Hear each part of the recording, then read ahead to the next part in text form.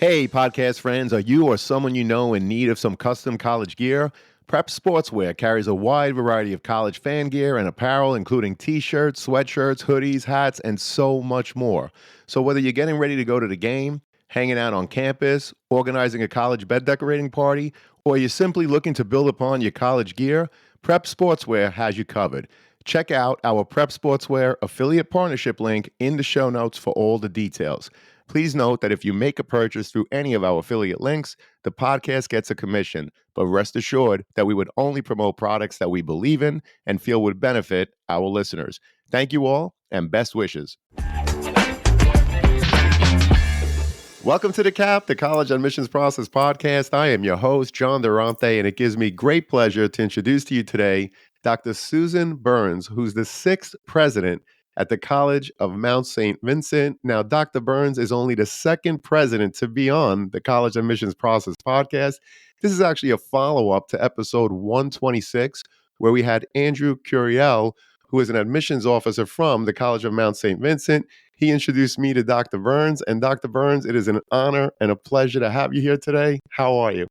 I'm so very wonderful. Thank you for the invitation. And I'm thrilled to be with you today and talking about these important topics. Well, we are thrilled to have you. And so let's get right to it, Dr. Burns. I just want to start by asking you, can you share a bit about your own background and your journey leading up to becoming the president of the College of Mount St. Vincent? Absolutely. I'd be happy to. So I think it's important to start with the fact that I am a first generation college graduate. My father has some college, no degree, and my mother did not go to college. And so I am like many students who are navigating that journey with their families to try to decide where they want to go, what they're looking for in their college experience. And so I ended up at a mid-sized public institution in Emporia, Kansas. I'm a Kansas native. And I did my undergraduate degree in psychology, and I did a master's degree in experimental psychology at Emporia State University. And I thought I wanted to be a clinician when I grew up. I was going to help people with their problems. And then I quickly learned that there's so much more to psychology than being a clinician. And I actually, during my master's degree, had the opportunity to teach college classes. I taught general psychology while I was in my master's. And so I decided to get a PhD in a research field, personality and social psychology, had the opportunity to continue to teach while I was at Kansas State University in Manhattan, Kansas. And when I was finishing my degree, I was teaching large classes of general psychology, sections of 250 students. And students would come up to me on campus or in the community, and they'd say, "Hey, I'm in your class." And I'd say, "Hey, do you go to class? Because I'm not sure that I know who you are. I'm really sorry." And based upon that experience, I learned that I wanted to be at a smaller institution where I could really get to know my students. So after I graduated, I ended up at Morningside, now University, was college then, in Sioux City, Iowa, as a faculty member, full-time faculty member, and really loved the opportunity to focus on being an excellent teacher, doing research with students, and serving a community that very much cared about their students. And so I was on the faculty. I earned tenure and promotion, and I had the opportunity from the Vice President for Academic Affairs to serve as a faculty mentor. And he said, "I think you might be interested in administration someday. Maybe you should try this out." And I laughed at him. I said, "I love teaching, love doing research. And so I'm not sure that'll be my path, but okay." And I loved it. I absolutely loved mentoring faculty as well. And so the opportunity came to move into administration at that same institution at Morningside. And I became an associate dean for academic affairs and continued to teach and do research. And I actually earned full professor while I was in administration as well. And about week 2, as associate dean for academic affairs, the president came into my office and he said, "All right, what's your plan?" And I said, "I'm going to do a great job. I'm going to teach. I'm going to do research. I'm going to do this administrative thing." And he said, "No, you're going to be a college president someday. So what's your plan?" And it was something that I never imagined for myself. And I was so incredibly blessed to have him as a mentor, have the Vice President for Academic Affairs, Provost as a mentor. And I really got to see all the ins and outs of higher education across the institution. And so I was in that position for about 4 years and then was ready to move on. And so I very selectively looked for institutions of higher education that were small, private, liberal arts institutions. And I ended up on the other side of Iowa, in Dubuque, Iowa, at a Catholic university, Clark University. And I was their chief academic officer, their vice president for academic affairs, and was in that position for about 6.5 years. And towards the end of my time there, the president said to me, "I'm not trying to get rid of you, but I saw this job posting and thought of you." And it was for the College of Mount St. Vincent. And that led me on a path to the Mount. And a fun fact about my path to the Mount: my interview process started right as the pandemic started. Wow. And so my entire interview process was done online. And so I didn't step foot on campus before I accepted the position, but I fell in love with the community, the mission, the people. It was such an incredible experience. And I said to my husband that if this doesn't work out, I'm going to be sad, because these people are pretty incredible and this place is pretty incredible. And so it's been a journey, but a journey well traveled. Well, they're definitely pretty incredible. And like I said, Andrew in episode 126 did a phenomenal job. But right now, I want to emphasize how important your overview was, because you truly are a role model, first of all, for first generation students. You got your PhD, you taught for many years. And I love how Yeah. you spoke about there was someone that tapped you on the shoulder, someone that Yes, saw something in you and said, I see you in administration. And it's because of that you are now the president of the College of Mount St. Vincent. And I know that that's your philosophy to really, absolutely. expose the students to anything and everything and really help them to believe in themselves. That's what we got out of episode 126. And so, what are some distinctive features and programs that set the College of Mount St. Vincent apart from other institutions, making it such an attractive choice for so many students? Yeah. Well, we don't have time to cover all of the distinctive features and characteristics, but I want to highlight a few. So, really very exciting. The Mount just recently was ranked #1 by US News and World Reports for social mobility in the regional colleges Wow. north. And that's so, Congratulations. thank you. That so speaks to how we live our mission and our values and how we transform lives when students come to us. So, social mobility is a very distinctive feature, which is based upon the fact that we accept students from all backgrounds. We accept about 50% of our students, I would say, are Pell eligible. And so affordability and accessibility are primary priorities for this institution. We give very generous financial aid packages. We work very hard to make the Mount accessible to all of our learners. Another distinctive feature related to that, we were recently ranked by the New York Times for top US colleges, selective colleges, for economic diversity in our student body, #4 in the nation out of that ranking of 236 colleges and universities across the nation. So again, speaking to the fact that we welcome all dreams and we make this a possibility for students. The Mount is known for being Hispanic serving, minority serving, and on our Riverdale campus, it's beautiful 70 acres right on the Hudson River. You walk around, you'll see that we're a majority minority institution. And really, students see themselves at our institution because there's such great diversity. But we don't just recruit diversity, we recruit all. We recruit students who want to be part of an authentically inclusive environment. And so part of our mission statement talks about being authentically inclusive, understanding our commitment to our common humanity, our obligations to each other, and human dignity. And we really live that here at the Mount. So the Mount experience is this lived mission experience. Students often know us because we are very well known for healthcare. So nursing is our largest undergraduate major. We offer nursing at the undergraduate major. We offer a second degree career changing nursing path. We also offer a master's in family nurse practitioner. And last fall of 22, we entered our first cohort of physician's assistant students. And so we are the first registered physician assistant program in the Bronx. And so healthcare is something that we're very well known for. But what it's important for people to know is that we have the full array of liberal arts and sciences, professional programs, undergraduate programs, graduate programs, programs online, partner pathways. We have this real rich diversity of our programs. We're also known for the co-curricular and extracurricular experiences we offer students. So we have fantastic athletics, we have fantastic student organizations, and we really strive to make both the students who live on campus and the students who commute to campus feel like they're a part of this wonderful community. Well, we really appreciate that overview. I didn't know that you were number one in Number social one. mobility, Yes, 50% Pell eligible. You talked about the affordability and how it's paramount to your mission and philosophy, inclusivity, diversity, healthcare fields, and of course, all the co curricular activities, not to mention the many programs that you offer in your actual classroom. So, again, we appreciate that overview. And Dr. Burns, what other academic and extracurricular opportunities are available to students at the College of Mount St. Vincent, again, both inside and outside of your classrooms?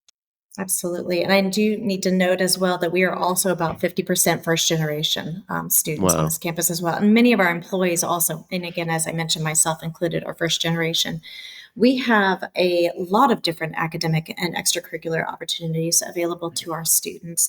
And so academically, we have, again, the full array of programs. Top majors beyond nursing include psychology, sociology, our sciences, biology, chemistry, biochemistry are very popular majors. Business is a popular major. And so students can come to the Mount and not be afraid of whether their program is going to exist. Many institutions of higher education right now are talking about cutting programs, especially in the Mm. humanities. We are not cutting programs. We still are thriving in these different areas. And so if a student wants to come to the Mount and major in Italian, they have the opportunity to come and major in Italian. Or if they want to major in nursing and do a certificate in Spanish for healthcare, they can do that at the Mount. So we provide, again, a full, holistic, well rounded academic opportunity. Outside of the classroom, there are so many different ways that students can get involved. We have phenomenal student organizations. Our Student Government Association is rich with opportunities for students to get involved. Drew Curiel, who was on your podcast before, he was in admissions, but we moved him from admissions and beautifully have made him the director for our Center for Leadership on campus. And our Center for Leadership is an opportunity for all of our students, not just a particular major, but for all of our students to develop and learn more about their leadership abilities and how to articulate what they've done already as student leaders and what do they hope for to be student leaders in the future or be leaders in the future. It's also an opportunity to network with individuals from all kinds of professional fields. So we have this advisory council who brings in this incredible array of speakers from all across all kinds of different professions for the students to learn more about what opportunities exist and then connect them to internships and to employment, either while they're here in school or after they graduate. We also have, outside of the Center for Leadership, another opportunity for students to express the ways in which they are more than just an academic. We could be a student athlete. We have a rich array of athletic programs for women and men and non binary, all defining on our campus. And so students can get involved. We are NCAA D3 and a part of the Skyline Conference. And the Skyline Conference is a fantastic conference that has a kind of tight region in the New York City region of schools that provide really wonderful competitive opportunities. And we really are pleased to show up and do well in that conference. And so we've got fantastic athletic opportunities. If students don't want to compete on a team, they can be involved in intramurals on campus. We have several different student dance groups on campus that are so much fun and so serious. They take it very seriously. And so I think we have 5 different dance groups on campus. And for those who are interested in the arts, not only do we have academic programs in the arts, we also have a conservatory on campus where students can take lessons, either vocal or instrumental lessons, or they can get involved in ensembles on campus. We have a CMSV Conservatory Community Choir that my husband and I actually are members of as well. So you can come sing with the president at the Mount at the Conservatory Choir. We also have a cappella choir and opportunities to take some classes in music as well. We don't have a full music academic program, but there are great ways to get involved if music is your thing too. And so we have, again, so many in the classroom, outside of the classroom, internships, student organizations. We don't only just serve our students who, again, live on campus. We love our residential students. About half, a little over half of our students are residential on campus, but we also have a really intentional commuter assistant program as well. So new students have the opportunity to learn what experiences they can get involved with peers who serve as commuter assistants to help them get engaged. And so all kinds of opportunities to really be a part of this community. Well, that's a great overview. I didn't know, by the way, that 50% of your students are actually first generation. I know you Yes. mentioned that you're first generation, so Yes. was I. Oh, Lots of fantastic. flexibility. Yeah, lots of Yes. flexibility in terms of your academic opportunities, your co-curricular programs. You mentioned the advisory council and your center for leadership, along with your great athletic programs. And I didn't know that you also have a conservatory, which is phenomenal. Yes. It truly sounds like there is absolutely something for everyone. Now, I know in my Absolutely. conversation with Andrew, we spoke a lot about the application, but I just want to touch upon it a little bit with you because I know that we went really deep in it in episode 126. So, Dr. Burns, can you tell me about the fact that, many students and their parents, they're curious about test optional policies.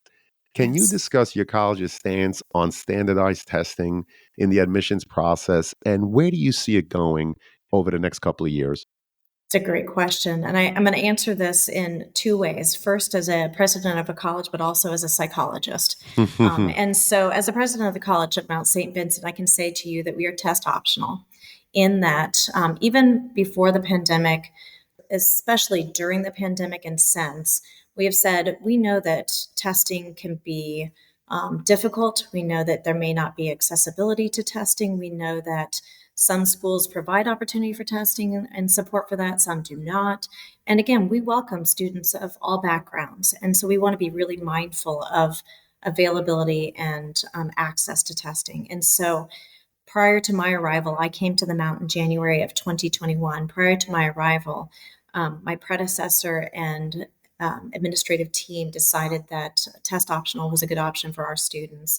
Now, students can submit tests if they want to, but that isn't required. We do encourage nursing majors, students who want to major in nursing, to submit their test scores just so we can see what's going to be the best support and path for them in math and sciences as they enter the Mount, but it's not required. We, as an institution, again, focusing on welcoming all, really want to think long and hard today and into the future about what do standardized tests tell us. And now, as a psychologist, I will tell you that standardized tests are flawed. Yes, they absolutely can predict to some extent students' achievement and students' aptitude. And we also know that standardized tests based upon the research are systemically flawed and biased. And so when I think about being the president of an institution that's Hispanic serving, minority serving, and some of our students come from fantastic high schools. Some of our students come from high schools that are not well resourced. And so, knowing that those systemic structures may have an impact on a student's ability to perform, or the students maybe didn't have the opportunity for test prep, I want to be very mindful of how that puts a pressure on the student and on the family that's, in my opinion, undue. And so, as a person who had to take a standardized test to get into college when she went to college, and I was a great student in class, but my test scores were so on standardized tests. I can absolutely appreciate that. It is a predictor, but it's not the predictor. Well, I really appreciate that because it's the first time on the podcast that we're actually getting a psychologist perspective Hmm. on it. And I love how you talked about the fact that, yes, standardized tests, they are flawed, but they're also not available or accessible Absolutely. everywhere. So I appreciate that piece. And I love the fact that you're very mindful of your students and their families, which leads me to another question about Mhm. financial aid. So, Dr. Burns, what financial aid and even scholarship opportunities are available to your students, of course, at the College of Mount St. Vincent, to help make sure that their education is affordable? Yeah, absolutely. So again, affordability and accessibility are priorities for our institution. So 100% of our undergraduate students who come to the Mount receive some kind of institutional aid. Now, that aid may be based upon merit. So we have academic scholarships based upon performance in high school. We have some need based scholarships that are funded in part by the generosity of alumni and friends of the college. We have incredibly generous donors who prioritize students having access to a Mount education. We also have some specialized scholarships, and I'm certain that Drew gave much more detail about those scholarships, but I'll highlight a few. So we have um, the scholarship that is called Seton Leaders in Service, named after Elizabeth Ann Seton, who was the foundress of the Sisters of Charity of New York, who was the foundress of the College of Mount St. Vincent. So we have this respect for Elizabeth Ann Seton and honoring her as well in our relationship with the sisters. We know that many of our students have a heart for service. And so the Seton Student Leaders in Service Award is for those students who have shown already in high school and before that they want to give back to their communities, broadly defined. They may volunteer in their schools or in their churches or in their communities. And they have a desire to continue to do that when they go to college. And so the Seton Leaders in Service have the opportunity to apply for that scholarship. And if awarded, they are given room and board at no cost to them. Wow. And so it's not directly to the tuition, but they're getting some assistance from tuition from their alumni and friends awards, their merit awards, and so forth. We also have a Fontel Scholars Award. We have a castle on our campus, if you've never been, the Fontel Castle, that was actually built by a British actor before the Sisters of Charity purchased this beautiful space and place that we share with them on this campus. The Font Hill Scholars Award is based upon writing. So students submit writing prompts, responses to writing prompts, and then they receive some scholarship awards towards that. We have awards in the sciences. So if students have interest in an academic ability and financial need, they can apply for these awards as well. We have a scholarship that's named after Corazon Aquino, former president of the Philippines, who is a Mount alum, the Aquino Wow. Scholarship, which is a full tuition scholarship. So we have Wow. many different scholarships. One other scholarship that I'm really proud of that we don't talk a lot publicly about because there are often stigmas associated with this, but the College of Mount St. Vincent has a scholarship program that's called the Mott Street Scholars Program. The Mott Street Scholars Program is named after one of the sisters' first ministries in New York. When they came to New York from Emmitsburg, Maryland, they established an orphanage on the corners of Mott and Prince in New York, the streets Wow. Mott and Prince. And the Mott Street Scholarship Program at the Mount is for students who've persisted through homelessness or foster Oh care, boy. whereby the Mount becomes their home 4 years, 365 days a year.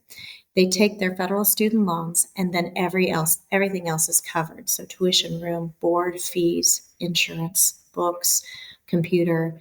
It's a beautiful, beautiful lived mission of this institution that is funded by the generosity of our friends and donors, our alumni friends and donors. I want to welcome back Sean Patel, who's the CEO and founder of Prep Expert. Sean, thank you so much for being here. How are you? Doing well. Thanks for having me, John. Just wanted to do a quick shout out for an amazing deal that we have for college admissions process podcast listeners. We're offering 30% off all Prep Expert SAT and ACT courses and tutoring. It's live online. We've got the best score improvement guarantees in the industry. You'll get taught by 99 percentile instructors. And you can save 30% off when you go to the show notes of the College Admissions Process podcast. Grab your discount code for 30% off and click the link in the show notes. Thank you, Sean. So great to have you again. And to everyone out there, please note that if you make a purchase through any of our affiliate links, the podcast gets a commission. But rest assured that we would only promote products that we believe in and feel would benefit our listeners. Thank you all and best wishes. Well, that's an amazing overview. I didn't know that 100% of your students receive aid. You mentioned so many academic, but also need-based scholarships, the Seton Student Leader in Service Award, and so many others. Yeah, Thank you so much absolutely. as you explained in detail how you support a diverse student body, including first-generation college students and, of course, underrepresented minorities. So thank you so much, Dr. Burns. We appreciate it. And could you share perhaps some examples of successful alumni and the career support services offered to the students as they prepare for life after graduation? Absolutely. So I will also say that as we think about scholarships, as we think about financial aid, I want to take just a quick moment to acknowledge that the FAFSA is changing. Mm, And students and families, please talk to your high school counselors about the new FAFSA that's supposed to be released in December of 2023. We are paying attention to that. And we know that when students fill out the FAFSA, their families fill out the FAFSA, we are here to help them both in English and Spanish if they need support. And we also want them to fill those FAFSAs out because it allows them to get access to additional aid, be it Pell funding or state funding or opportunity program funding. So it's really very important that they take advantage of those opportunities and complete that FAFSA.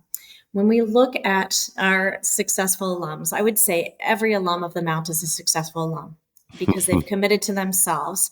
They've committed to understanding that their education is not just for themselves, it's for the communities in which they're going to live and serve, their families, and the generations that are going to follow them, and the ways in which they've learned not just how to get a job, but how to have a career, how to have a fulfilling life. So every Mount alum is a successful alum.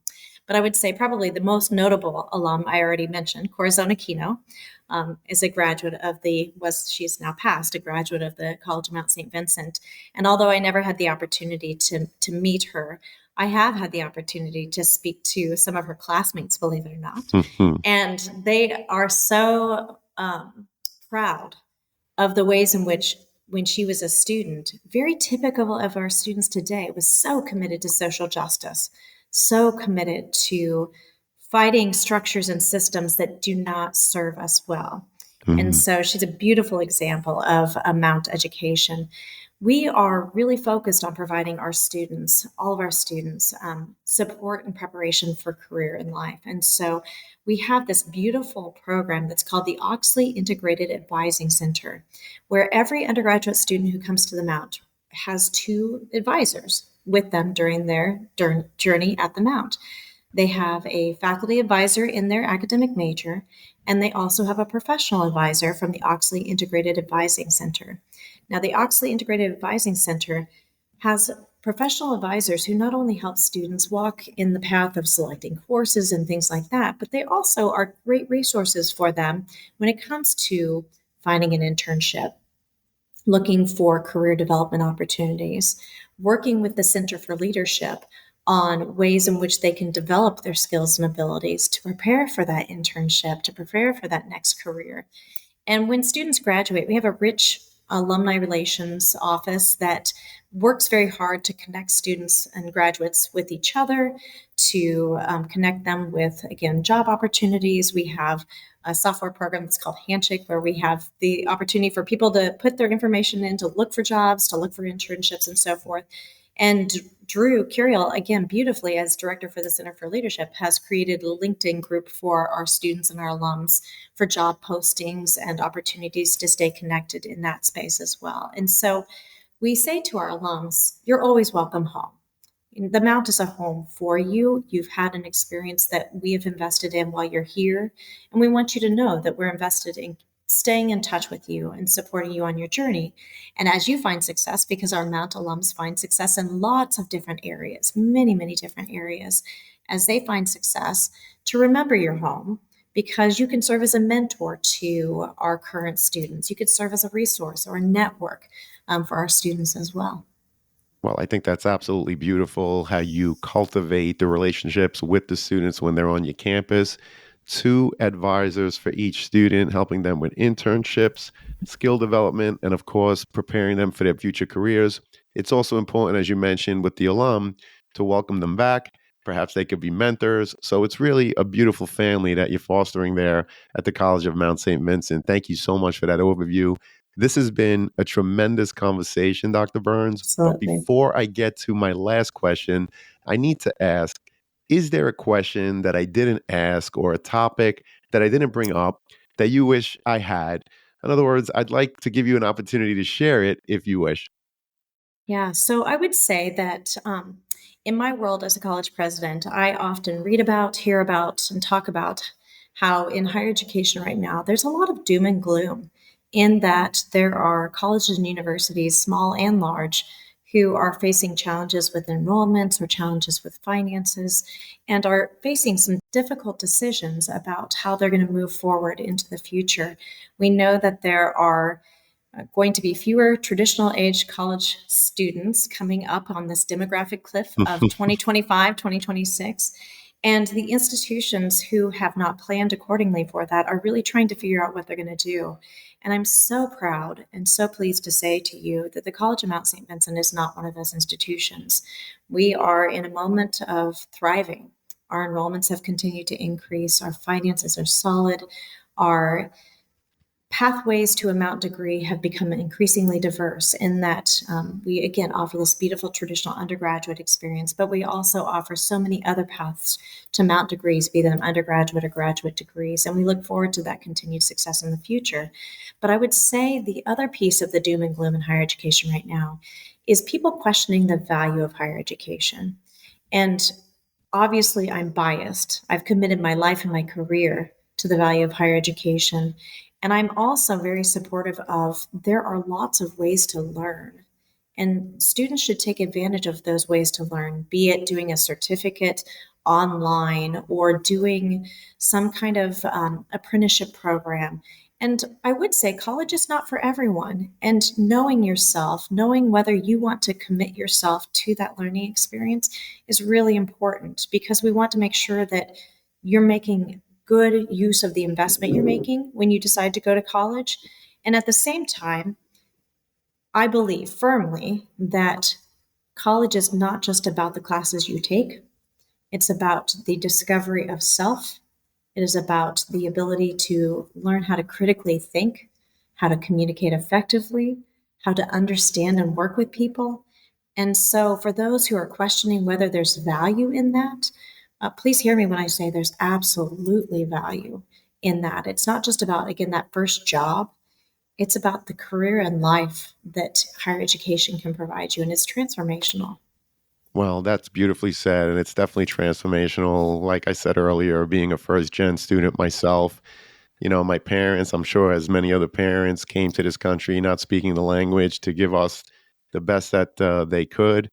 So I just think that it's really important to pay it forward. And Dr. Burns, the way you explained all the great programs that you have inside your classrooms and beyond, it's truly been an inspiration. And I'm so glad that I had you on this episode.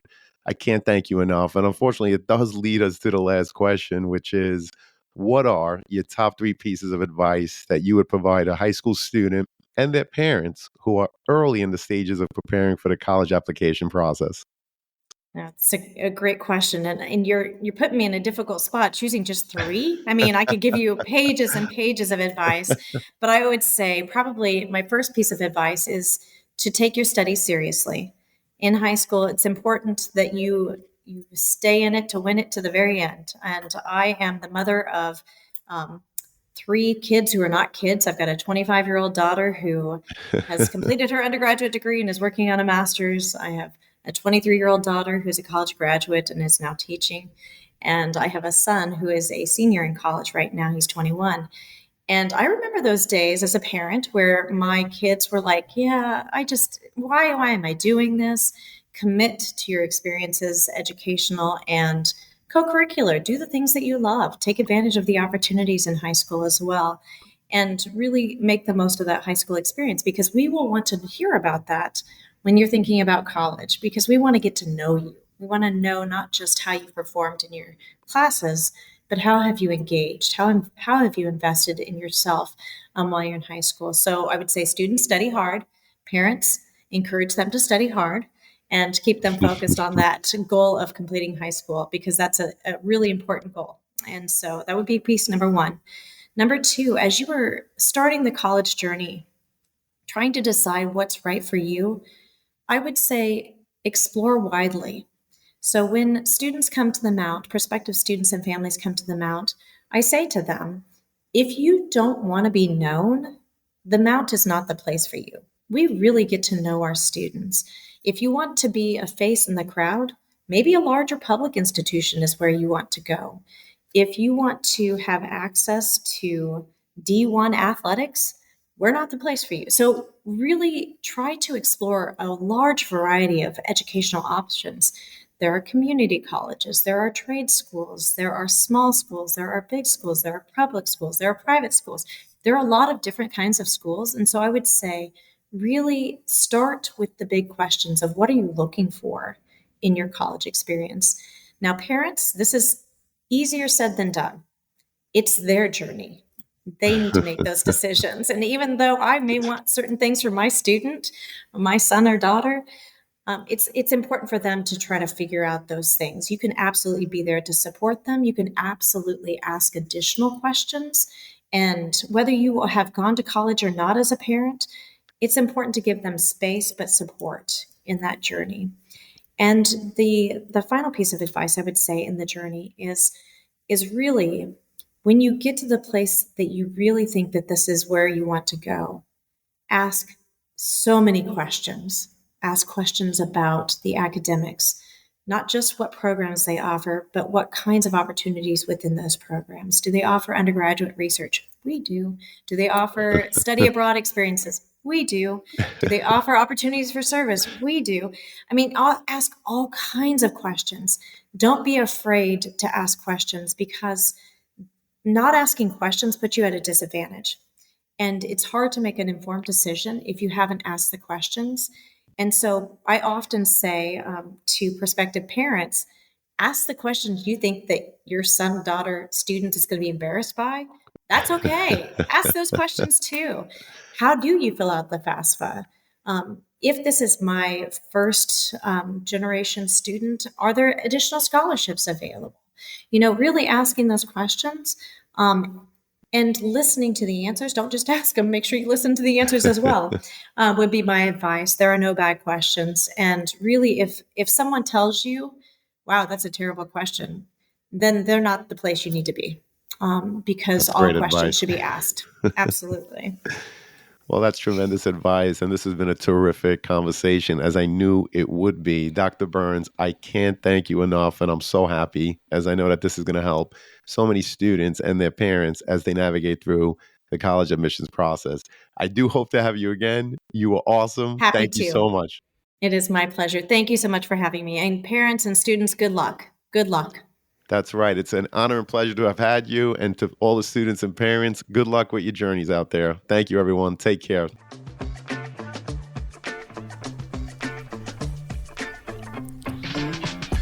Thank you for joining us on this episode of the CAP, the College Admissions Process Podcast. We hope you enjoyed the show. If you did, please don't forget to tell a friend and follow us on Facebook, Instagram, Twitter, and wherever you listen to your podcasts. I am your host, John Durante, and I look forward to seeing you on the next episode of the CAP.